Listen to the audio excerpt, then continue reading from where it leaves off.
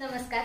संपूर्ण महाराष्ट्रासह आपल्या जिल्ह्यातील व तालुक्यातील ताज्या घडामोडी मोबाईलवर पाहण्यासाठी तेज महाराष्ट्र वार्ताला जर तुम्ही युट्यूबवर पाहत असाल तर फॉलो आणि शेअर नक्की करा. जर फेसबुकवर पाहत असाल तर नक्की फॉलो करा. मोहोळ मतदारसंघातील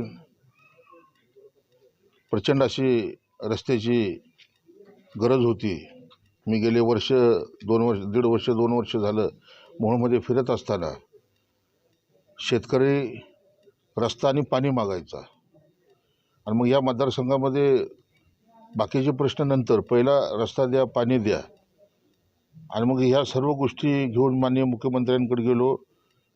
गेल्या 3 महिन्यापूर्वी मुख्यमंत्री महोदयाच्या सूचनेनुसार माननीय संदीपान मामा भुमरे यांनी मला 6 कोटी रुपयाचा निधी दिला. काही लोकवर्गणीतून या मोहोळ मतदारसंघातले 15 ते 20 रस्ते आम्ही स्वतः तयार केले.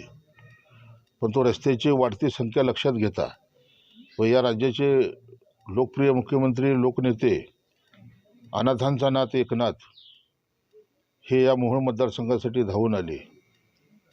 आणि मग मोहोळ मतदारसंघासाठी मी मागणी केल्याप्रमाणे जवळजवळ 60 रस्त्याला माननीय मुख्यमंत्री महोदयांनीच्या सूचनेनुसार संदीपान मामा भुमरे व गिरीश महाजन या दोन्ही मंत्री महोदयाच्या खात्यातून व सोलापूर जिल्ह्याचे पालकमंत्री आदरणीय चंद्रकांतदादा पाटील यांनी जिल्हा नियोजन मंडळातून असा एकूण मला या मोहोळ मतदारसंघासाठी 10 कोटी 24 लाख रुपयाचा निधी दिला. तो निधी पाणंद रस्त्यासाठी 4 कोटी 34 लाख रुपये, पाणंद रस्ता 9505 ह्या हेडखाली 2 कोटी रुपये, 8515 पाणंद रस्ता याच्यासाठी जे ग्रामीण भागातली खडीकरणाची कामं पर किलोमीटर 20 लाखाप्रमाणे 2 कोटी 40 लाख रुपये मंजूर केले. ग्रामविकास मंत्री गिरीश महाजन साहेबांनी मागणी भरपूर केली होती, पण निधीची कमतरता असल्याकारणानं पुढील वेळेला तुझा विचार करतो म्हणून आता मला त्यांनी 50 लाख रुपयाचा निधी मंजूर केला. मग जिल्हा नियोजन मंडळाकडून 1 कोटी रुपयाचा निधी मला या मोहोळ मतदारसंघासाठी मिळाला.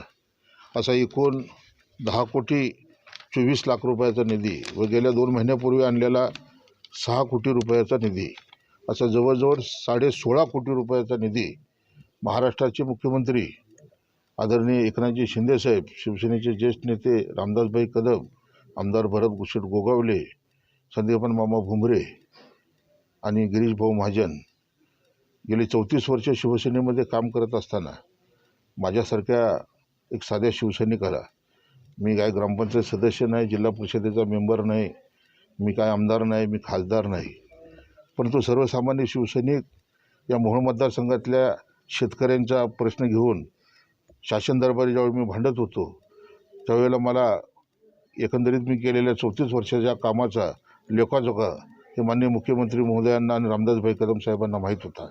त्याच्यामुळे त्यांनी माझ्या मागणीनुसार मला निधीची कमतरता पडू दिली नाही आणि आज जवळजवळ 16 ते 17 कोटी रुपयाचा निधी हा या मोहोळ भागासाठी आणला. हा जो निधी आणला, ह्या निधी आणण्याच्या पाठीमागचा उद्देश हा होता की गेले कित्येक वर्ष झालं ह्या गावामध्ये इथल्या राजकीय व्यवस्थेनं जाणीवपूर्वक दादागिरी, दडपशाही, तानाशाही आणि मग या लोकांना जिरीला आणायचं की कारण यांची मतं आम्हाला पडत नाहीत, हे मतं विरोधकाला पडत आहेत, मग या लोकांचे रस्ते करायचे नाहीत. हे लोक रस्त्यातनं खड्ड्यातनं आले, जीवन मरणाची यातना भोगत होते. अशी जवळजवळ 40 ते 45 गावामधून सतत 3 निवडणुकीमध्ये हे विद्यमान ज्यांची मोहोळ मतदारसंघावरती हुकूमत सत्ता आहे त्या लोकांनी ह्या 40-50 गावात जाणीवपूर्वक दुर्लक्ष केलं होतं. आणि नेमकं हेच कारण मी माननीय मुख्यमंत्री महोदयांच्या निदर्शनास आणलं की साहेब, आपण मुख्यमंत्री झाल्यानंतर लोकांच्या अपेक्षा वाढलेल्या आहेत आणि मग आपण ह्या लोकांच्या अपेक्षा पूर्ण नाही केल्या तर मग कधी पूर्ण करणार आहोत.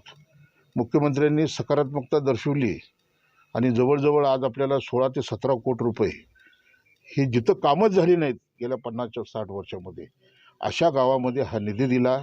एक प्रकारे माझ्यासारख्या कार्यकर्त्याला न्याय देण्याचं काम माननीय मुख्यमंत्री महोदयांनी केलं आणि मी मुख्यमंत्री महोदयांचे, माननीय गिरीश महाभाऊ महाजन साहेबांचे, मान्य माझे जीवाभावाचे मित्र भरतशेठ गोगावले साहेबांचे आणि आदरणीय माझे राजकीय गुरु ज्यांच्या सहवासात मी गेली 34 वर्ष काढले ते आदरणीय रामदासभाई कदम सतत मला मोहळा निधी मिळावा म्हणून प्रत्येक मंत्र्याकडं, मुख्यमंत्र्याकडं स्वतःच्या लेटर हॅडवर निधीची मागणी करून माझ्यासाठी निधी द्या म्हणून भांडतात. आणि मी आज आनंदाची गोष्ट सांगतोय की आज 16 कोटी रुपयाचा निधी आणला, परंतु ही लोकसभेची निवडणूक झाल्यानंतरनं महाराष्ट्राच्या मुख्यमंत्र्यांकडे बसून राहिलेला बराचसा अनुशेष हा मी विधानसभेच्या निवडणुकीच्या अगोदर भरून काढण्याचा प्रामाणिकपणे प्रयत्न करणार आहे. यशवंत